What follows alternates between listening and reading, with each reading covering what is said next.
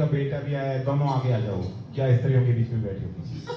हरे कृष्णा कृष्णा कृष्णा हरे हरे, हरे राम राम राम हरे।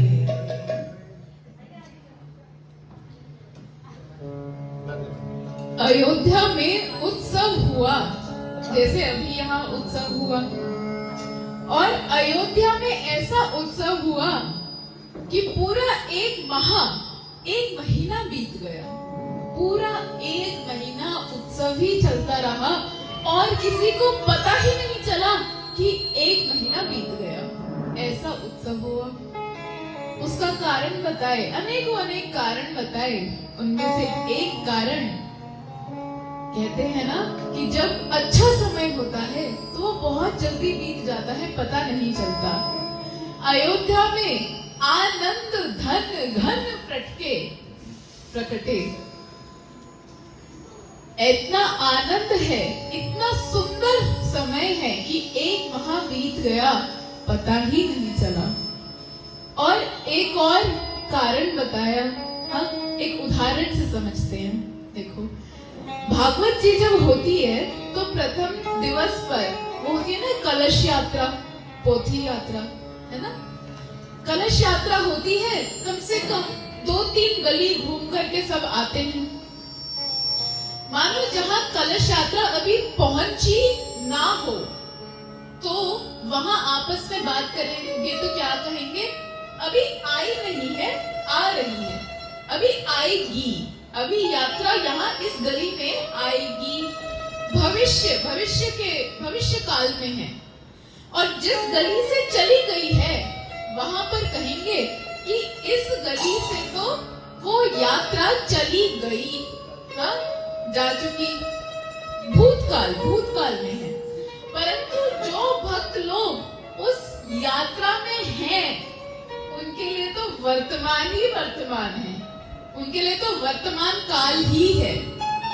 ऐसे ही जब भगवान का नाम किया जाता है ना, तो वर्तमान काल होता है। समय कहने का अर्थ कि काल गति, जो काल की गति है कि भूत, वर्तमान और भविष्य, जब भगवान का नाम किया जाता है तो वो काल की गति वहीं रुक जाती है। भगवान की कथा सुनने वाला, भगवान के नामों को कहने वाला वर्तमान में ही रुक जाता है, वर्तमान में ही रुक जाता है। वो सूर्य आयु को हर लेते हैं। सूर्य से ही काल चल रहे हैं ना। सूर्य आयु को हर लेते हैं, काल को रोक देते हैं। तो देखो, कह रहे हैं यहाँ पे इनडायरेक्टली कि यदि किसी को ज्यादा जीना हो ना जीवन में, हमें भाई दीर्घायु चाहिए, तो अधिक से अधिक कथाएं श्रवण करो, अधिक से अधिक नाम लो। क्योंकि जिस समय कथाएं श्रवण करोगे, जिस समय भगवान का नाम लोगे, सूर्य के प्रभाव से उस जीव के लिए वो काल, वो समय वहीं रुक जाएगा और आयु दीर्घ हो जाएगी। ये एक टोटका बता दिया लंबी आयु के लिए। और कुछ करो ना करो, ये कर लो, दीर्घ आयु हो जाएगी। शिव पार्वती जी से ये कथा कह रहे हैं और कथा कहते हुए कह रहे हैं कि हे गिरिजा, जब समस्त देवता, समस्त लोग अलग अलग लोकों से उस राम जन्म के उत्सव में गए, तब मैं कैसे पीछे रह जाता? मैं भी गया था और मैं अकेला नहीं गया था। अच्छा, तो किसके साथ गए? काकभूषणी के साथ गया था। काकभूषणी के साथ। और एक कहो निज चोरी, सुनो गिरिजाती दृढ़मति तोरी। शिव कह रहे हैं पार्वती से कि हे पार्वती, तुम्हारी मति बहुत एक बात बताता हूँ, एक चोरी मैंने भी की। पार्वती जी कहती है, चोरी आपने? प्रभु आप कब से चोरी करने लगे? तुलसीदास जी कहते हैं, चोरी का अर्थ यहाँ पे छिपाना, छिपाया। क्या छिपाया? शिव जी कह रहे हैं कि चोरी एक हमने भी की, और एक सिद्धांत यहाँ प्रकट कर रहे हैं कि यदि चोरी या कोई भी ऐसा कार्य भगवान के उद्देश्य से किया जाता है तो फिर वो चोरी चोरी नहीं रहती, वो झूठ झूठ नहीं रहता। यदि भगवान के उद्देश्य से किया हो, उद्देश्य मायने रखता है। उदाहरण, वसुदेव जी ने प्रतिज्ञा ली थी, कंस से कहा था कि मैं अपनी हर एक संतान को, प्रत्येक संतान को तुम्हारे पास लेकर के आऊंगा। अपनी प्रथम संतान से लेके छठी संतान तक वो कंस के पास लेकर के आए। सप्तम संतान जो थी वो तो, उनका तो गर्भपात, हाँ, वो तो स्थानांतरित हो गई, और जो आठवीं संतान हुई, वहां वसुदेव ने अपनी वो प्रतिज्ञा तोड़ दी, वहां तोड़ दी, तब नहीं लेके गए कंस के पास। क्यों? भगवान के लिए, भगवान की सेवा के लिए, उनकी प्रसन्नता के लिए, तब अपनी प्रतिज्ञा तोड़ दी। प्रतिज्ञा तोड़ी और अमर हो गए, भागवत जी में अमर हो गए, भक्तों में अमर हो गए। और दूसरी ओर भीष्म पितामह, उन्होंने भी प्रतिज्ञा ली थी कि इस हस्तिनापुर के आसन पर जो भी बैठेगा, हाँ, जो भी बैठेगा, मैं उसकी रक्षा करूंगा, मैं उसकी रक्षा करूंगा। तब दुर्योधन आया।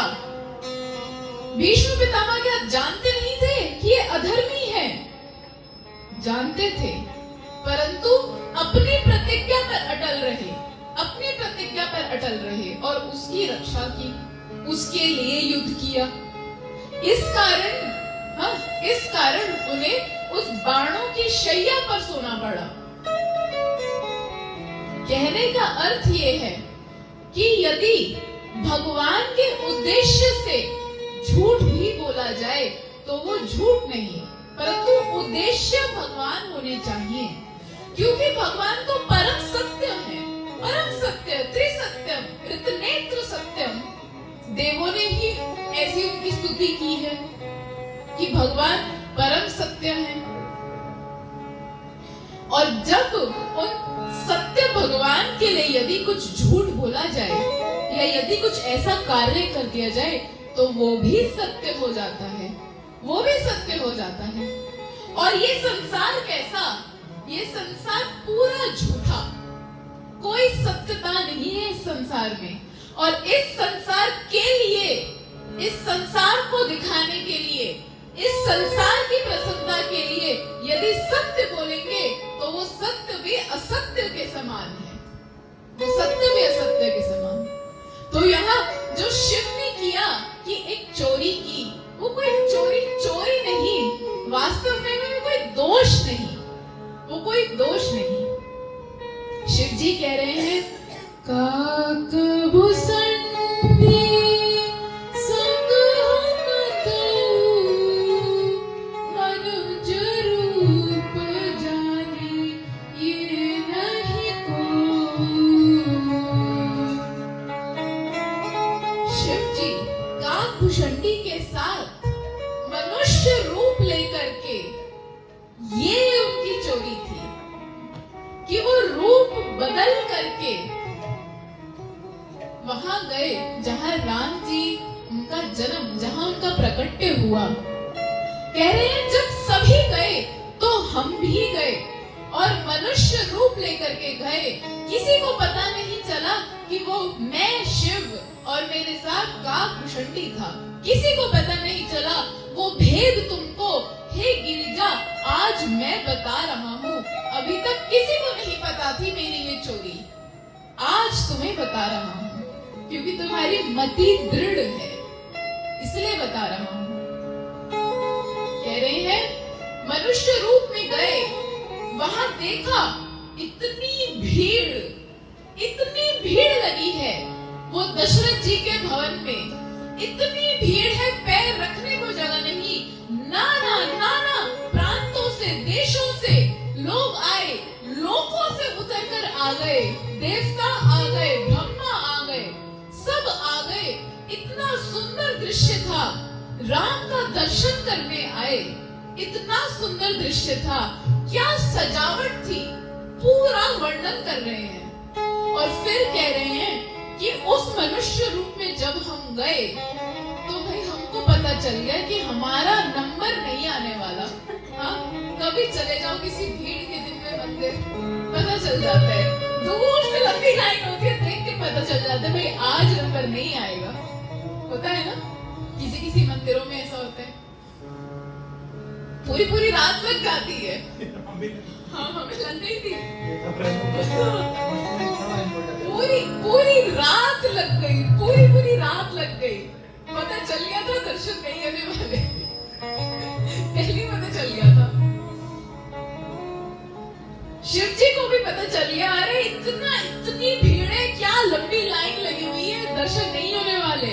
अब इन्होंने क्या किया, वहां से चले आए और सरयू के तट पर बैठ गए। शिव जी ने जोगी का रूप धारण कर लिया और काकभूषणी को अपना चेला बना दिया। काकभूषणी ने चेले का रूप धारण कर लिया और बिल्कुल जैसे दिखावा करने लगे कि अरे चल चेले चल, कुछ गान करते हैं, चल है। और होता है ना, कई गुरु चेला ऐसे चले जाए, हारमोनियम और करताल लेके बैठ जाओ, पूरा वहां पे ऐसे झूठा सा लग जाता है। यहाँ शिव और काकभूषणी बैठ गए और बिल्कुल वहां एक माहौल जम गया और सारे लोग देख रहे हैं। वास्तव में ये शिव और काकभूषणी वहां प्रतीक्षा कर रहे हैं, भगवान के दर्शन करने के लिए प्रतीक्षा कर रहे हैं। शिव देखो कौन है शिव है वैष्णव नाम यथा शंभु। जिस प्रकार से नदियों में गंगा श्रेष्ठ, जिस प्रकार से देवताओं में विष्णु श्रेष्ठ, उसी प्रकार से वैष्णवों में ये शिव जी श्रेष्ठ। वैष्णव नाम यथा शंभु। कुछ लोग कहते हैं कि अरे शिव जी तो ना भांग पीते हैं, गांजा करते हैं। बिल्कुल बेकार बात है ये, सच बताऊं बिल्कुल बेकार बात है। गुरु जी भी इस चीज को कहते हैं, सारे ग्रंथ खगेल डाले, कहीं नहीं मिला ऐसा कुछ लिखा हुआ कि वहां पर लिखा हो कि शिव जी पीते हैं ये भांग लेते हैं। कहीं नहीं लिखा, कहीं भी नहीं। उन्हीं की ही वाणी को दोहरा रही हूं, कहीं ऐसा कुछ वर्णन नहीं है। अरे जब हम तो वैष्णव भी नहीं है, परंतु यदि उस धारा में है और हम जैसों ने यदि लहसुन प्याज छोड़ दिया है, तो वो जो वैष्णव नाम यथा शंभु, जो वैष्णव में श्रेष्ठ शिव, क्या वो भांग पिएंगे? अरे वो लहसुन प्याज तक नहीं खाते, एकदम सात्विक चरित्र है शिव जी का। तो कहते हैं कि वो तो तमोगुण के देवता हैं। अरे वो तमोगुण के देवता भी नहीं है, उन्हें भगवान की इच्छा से तमोगुण में कभी कभी प्रवेश करना पड़ता है। भगवान के कुछ कार्यों को पूर्ण करने के लिए थोड़ी देर के लिए तमोगुण में प्रवेश करना पड़ता है और फिर उससे बाहर भी निकल आते हैं, उसमें लिप्त नहीं है। एक छोटा सा उदाहरण समझ आ जाएगा। हमको यहाँ से दूसरे सेक्टर तक जाना है, हाँ, मैंने उबर बुक की और बैठी उसमें और चली गई।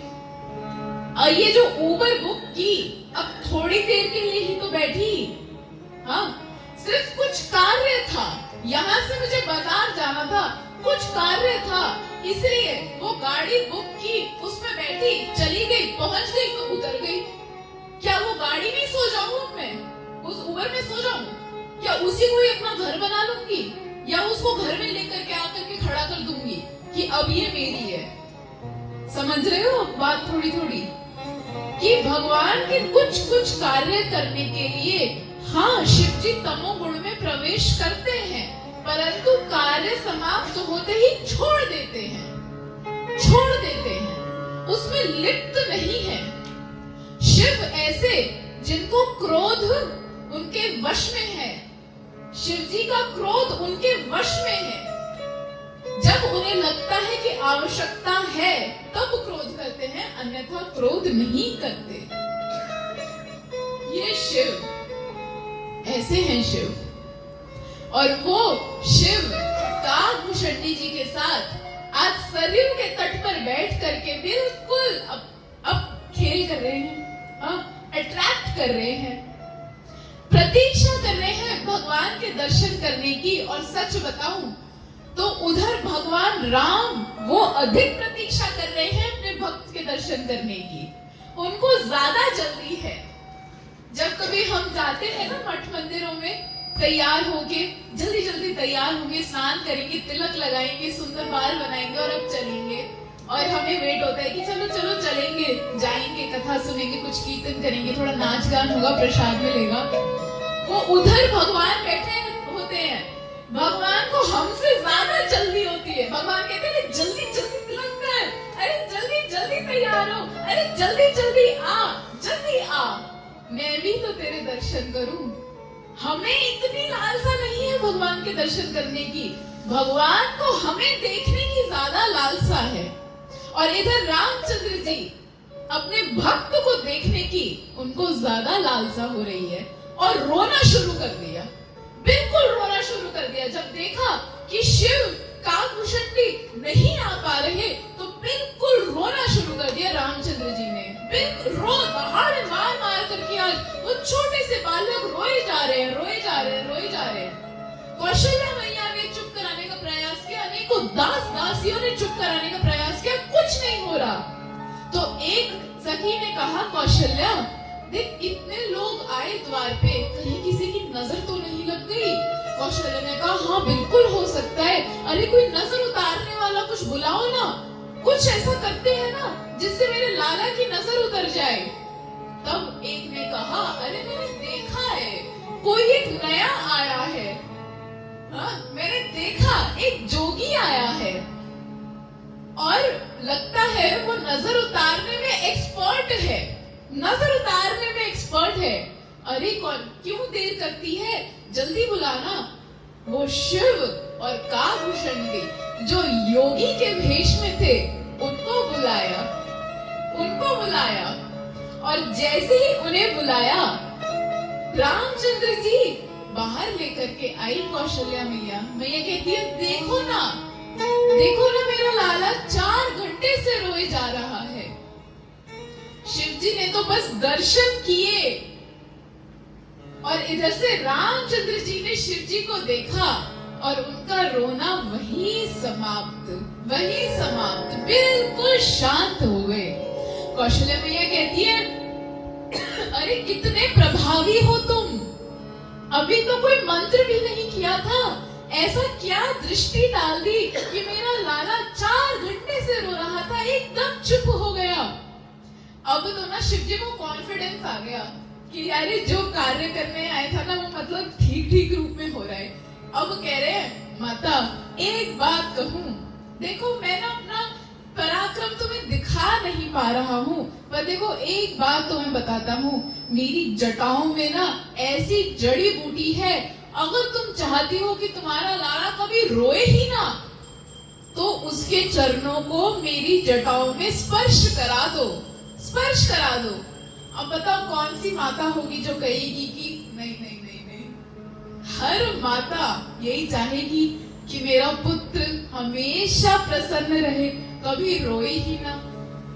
कौशल्या जी ने तो एकदम छोटे से राम गोद में है, उनके चरणों को लेकर के शिव जी के मस्तक पे स्पर्श करा दिया और स्पर्श पाते ही शिव पागलों की तरह वहां नाचने लगे, पूरा नृत्य करने लगे, आनंद मग्न हो गए और कहे कि अरे भगवान के चरणों से उस निकली गंगा को मैंने जब अपने मस्तिष्क पे धारण किया तो मैं वर्ल्ड फेमस हो गया। हाँ, अरे आज भगवान के साक्षात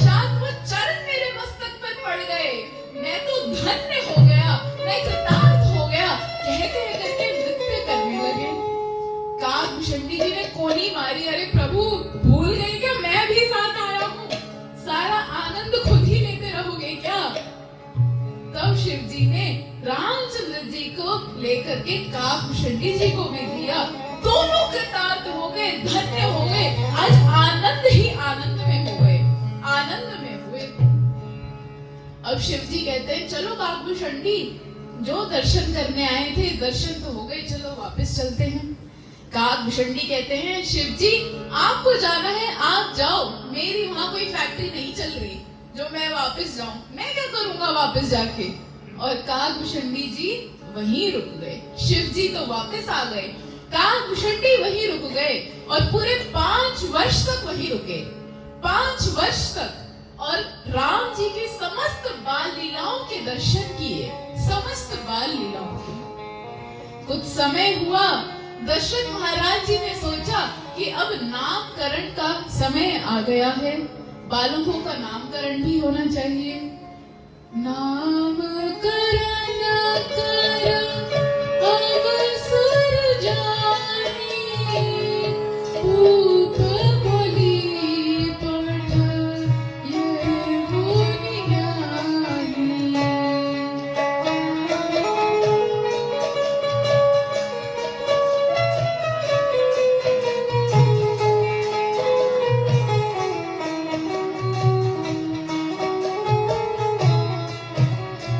दशरथ महाराज जी ने वशिष्ठ मुनि को बुलाया, कहा हे वशिष्ठ जी, हे गुरुदेव, आपकी ही कृपा से आज मुझे संतान की प्राप्ति हुई है और आप ही इनका नामकरण कीजिए। दशरथ महाराज जी ने सबसे पहले अपने ज्येष्ठ पुत्र को इनके हाथों में दिया, वशिष्ठ मुनि के हाथों में दिया। कहते हैं कि जिस प्रकार भगवान प्रकट होते हैं, वो पहले भी थे, आज भी हैं, आगे भी रहेंगे, उसी प्रकार भगवान के नाम प्रकट होते हैं, उनको प्रकट किया जाता है। ऐसा नहीं कि वो नाम पहले नहीं थे और आज दे दिए, उन नामों को प्रकट किया जाता है। वशिष्ठ मुनि के भी भाव तो देखो कितने तेज होंगे ना, कितने तेज उदित भाव होंगे उनके, कि उनको भगवान के नामकरण करने की ये सेवा मिल गई। ये वशिष्ठ मुनि, इनको ब्रह्मा जी ने कहा था कि जाओ आप सूर्यवंश में पुरोहित बनो, इन्होंने कहा नहीं नहीं मैं पुरोहित नहीं बनूंगा, ये कार्य मुझे नहीं चाहिए, बोरिंग लगता है, मुझे नहीं करना। ब्रह्मा जी कहते हैं नहीं नहीं तुम जाओ पुरोहित बनो, नहीं मुझे नहीं बनना। ब्रह्मा जी कहते हैं सूर्यवंश के पुरोहित बनो, उस सूर्यवंश में एक दिन भगवान स्वयं आएंगे और उनके नामकरण संस्कार की सेवा तुम्हें मिलेगी। तब वशिष्ठ मुनि एकदम प्रसन्न हुए और कहा अब ठीक है, अब मैं अवश्य ही पुरोहित बनूंगा। और वो वशिष्ठ मुनि आज उन दशरथ महाराज के ज्येष्ठ पुत्र को जैसे ही अपने गोद में लिए, अपना वर्ग हस्त ऊपर किया और बोले जो आनंद सिंधु सुख राशि शिखर तत्रे लोक सुपासी। अरे ये तो पूरे आनंद का सागर है, पूरे आनंद का सागर। और उस सागर में से एक बूंद जब गिरती है तब इस संसार में सुख होता है। यदि इस पूरे संसार के छोटे बड़े सुखों को मिला दें तो वो संसार, वो उस सागर की एक बूंद बनेगी और वो पूरे महासागर हैं, भगवान आनंद के सागर हैं। और कहे जो सुख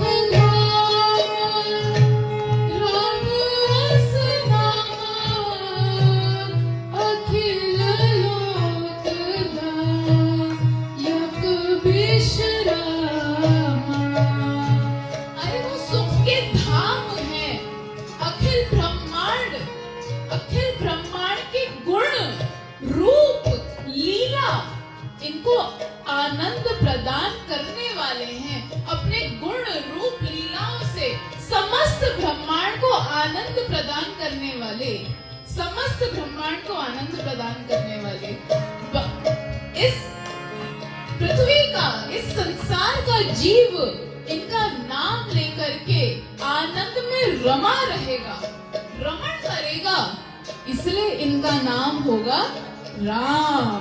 बोलो श्री राम भगवान की जय।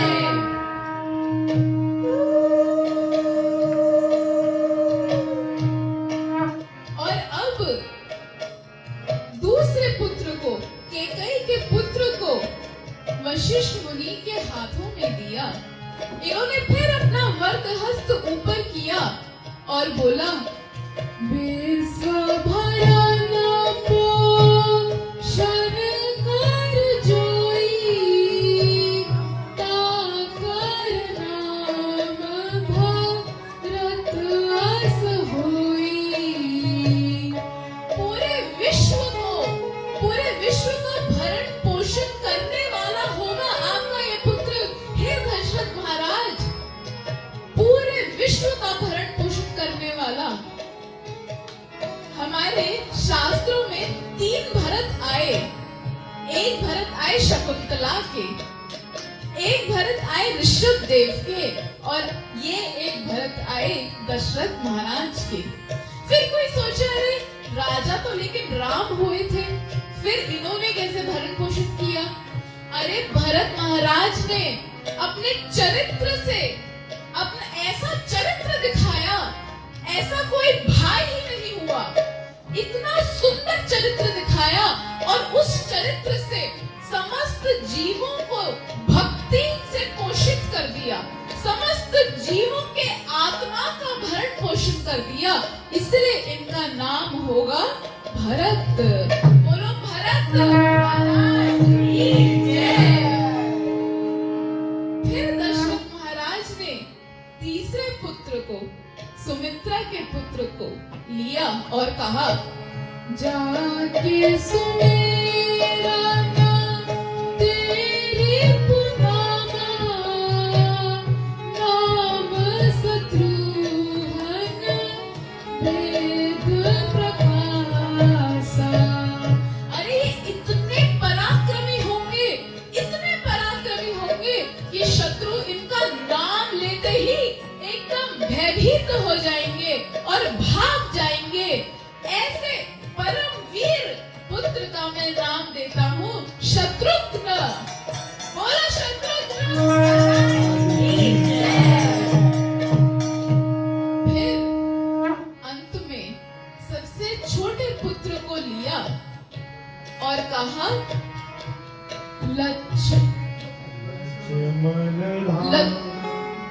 लक्षण धाम राम प्रिय सकल जगत आधार। लक्षण धाम राम प्रिय सकत जगत आधार। गुरु वशिष्ठ ते ही राखा लक्ष्मण नाम उदार। कहा कि अरे इनके तो अनेकों अनेक लक्षण होंगे, ऐसे ऐसे लक्षण, लाखों लक्षण इनमें होंगे जो राम को अति अति प्रिय होंगे। ये राम को इतने प्रिय, ये अनंत शेष के अवतार जिन्होंने अपने मस्तिष्क पे पूरे ब्रह्मांड का भार सौंपा है। और उनको कहा कि ये जो लक्ष्मण है, लक्ष्मण, ऐसे पुत्र का नाम हुआ लक्ष्मण। बोलो लक्ष्मण महाराज की जय। उनका मैं नाम देता हूँ लक्ष्मण। गुरु वशिष्ठ ते ही राखा लक्ष्मणी नाम उदार। अरे लक्ष्मण का प्रेम स्थान स्थान पर प्रकट हुआ, स्थान पर, जगह जगह आया कि किस प्रकार लक्ष्मण जी ने किस प्रकार रामचंद्र जी की सेवा की। अगाध सेवा, इतनी सेवा रामचंद्र की। आज हमने भगवान के इस जन्म के महोत्सव को, उनके नामकरण महोत्सव का श्रवण किया। कल हम अंतिम दिवस में भगवान की कुछ बाल लीलाओं का श्रवण करके भगवान की विवाह की जो लीला है उसका श्रवण करेंगे और बाल कांड को कल समाप्त करेंगे। अब आप ये मत पूछना कि सारी रामायण क्यों नहीं की। भाई देखो 7 दिन में एक ही कांड होगा। अब अगली कथा फिर दूसरा कांड उठाएंगे। आज की कथा को यही विश्राम देते हैं। बोलो श्री राम भगवान की जय, श्री गुरु महाराज की जय।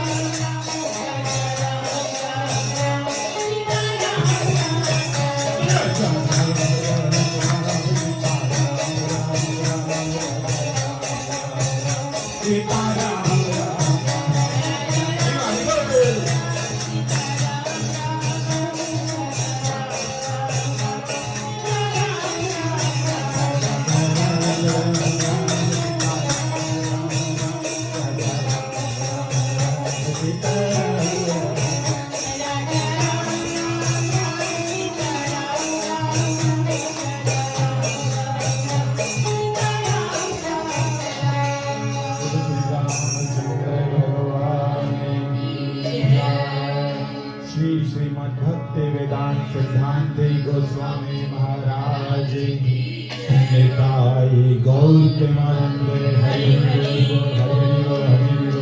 आज के आनंद महाप्रसाद की जय जय श्री राधे, जय जय श्री राधे, जय जय श्री राधे।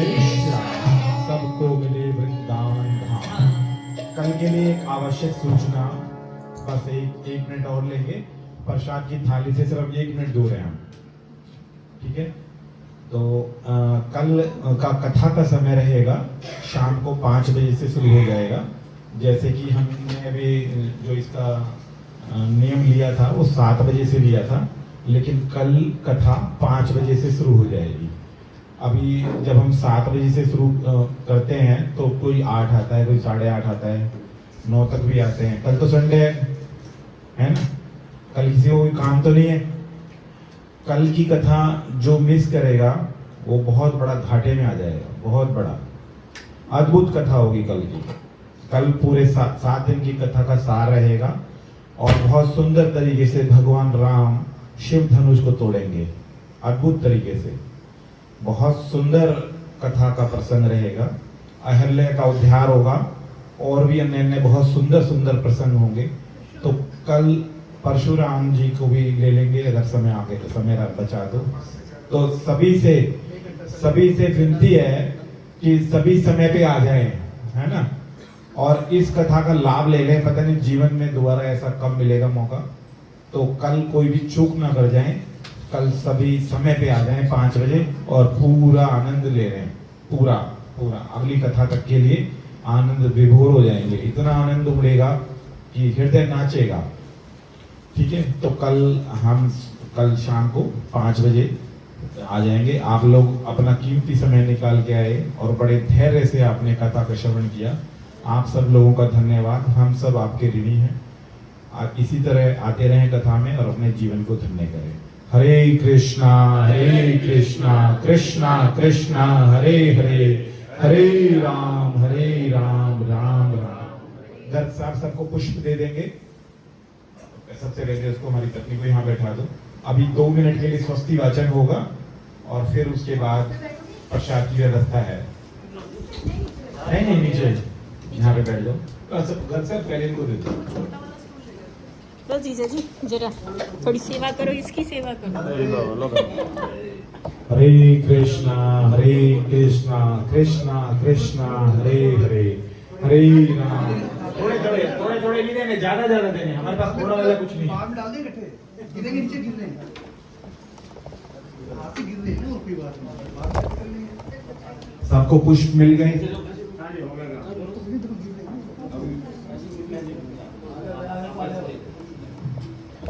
सभी को पुष्प मिल गए? अरे बोलो मिले कि नहीं मिले? मिल गए आप शुरू करो। माला जप रहे हो आप, काय मिलो?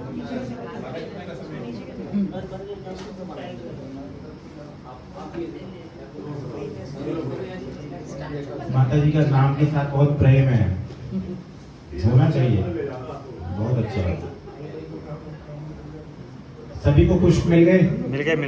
हमें तो मिले नहीं, हमें भी तो दो। अरे हमारी पत्नी का जन्मदिन है ना, तुम्हारी पत्नी का जन्मदिन है।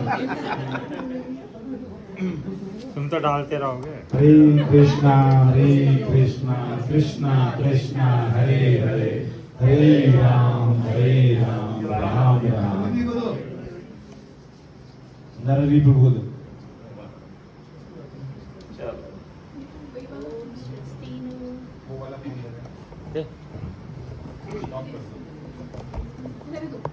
रहने दो।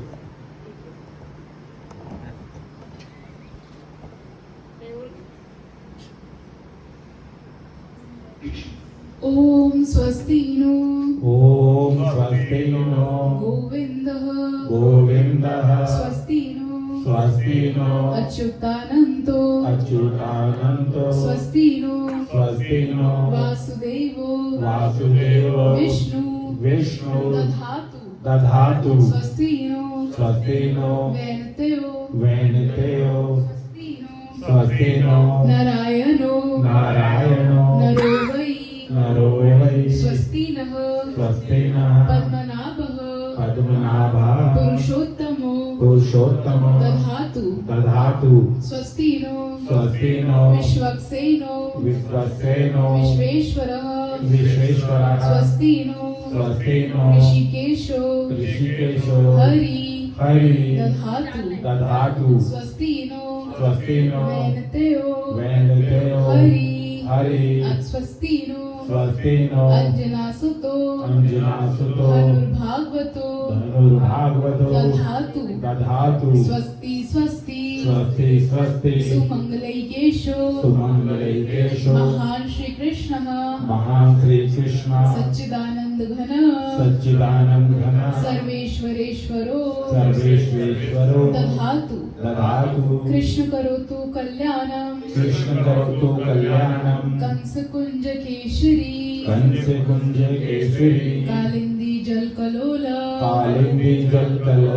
कोलाहल कुतूहल माधवो वाची माधवो हृदि स्मरन्ति माधवः सर्वे सर्वकार्येषु माधवं लाभस्तेषां जयस्तेषां कुतस्तेषां पराभवः येषाम् इन्द्रियवर्षामो हृदयस्थो जनार्दनः मंगलम भगवान विष्णु मंगलम मधुसूदनः मंगलम ऋषिकेशोऽयं मंगलाय तनोहरि श्री कृष्ण चैतन्य प्रभु नित्यानंद श्री अद्वैत गदाधर शिवसती गौर भक्त वृंद सभी बोलेंगे हरे कृष्णा कृष्णा कृष्णा हरे हरे हरे राम राम राम हरे हरे हरे कृष्णा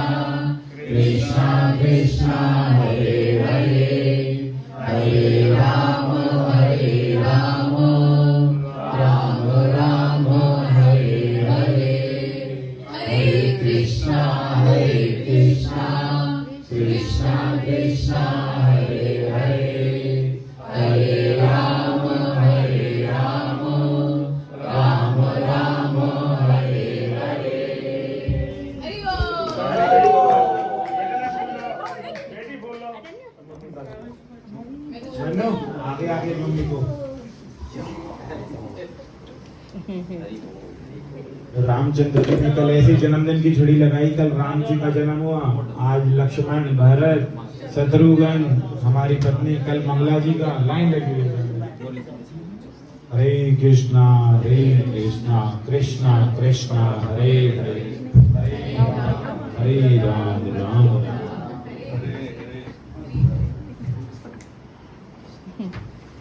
हो गया अच्छा